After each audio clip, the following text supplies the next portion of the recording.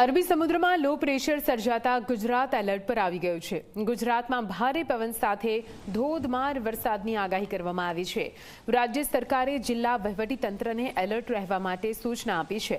સુરત, તાપી, ડાંગ, નવસારી, અમરેલી તેમજ ભાવનગરમાં એલર્ટ આપવામાં આવ્યું। આ જિલ્લામાં 24 કલાક કંટ્રોલ રૂમ કાર્યરત કરવા માટે પણ સૂચન કરાયું છે। સંભવિત વાવાઝોડા, ભારે વરસાદ સામે સલામતીના પગલાં લેવા માટે સૂચન કરાયું। મહેસૂલ વિભાગના અધિક મુખ્ય સચિવ જયંતિ રવિ સહિતના ઉચ્ચ અધિકારીઓ સ્ટેટ ઇમરજન્સી ઓપરેશન સેન્ટર પહોંચ્યા હતા।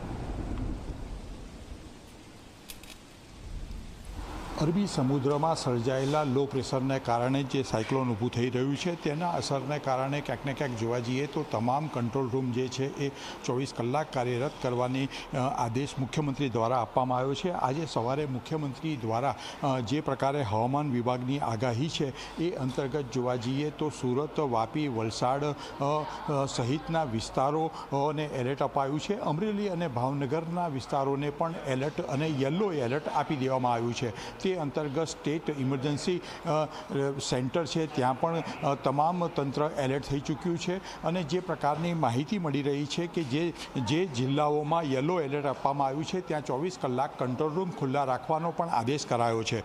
રાજ્યના ઉચ્ચ અધિકારીઓ અને મુખ્યમંત્રી પણ હવે સ્ટેટ ઇમરજન્સી સેન્ટરની મુલાકાત લઈને બેઠકોનો દોર કરશે એ પ્રકારની પણ માહિતી મળી રહી છે। આવનાર કોઈપણ પરિસ્થિતિને પહોંચી વળાય એ માટે રાજ્ય સરકાર એલર્ટ બની છે।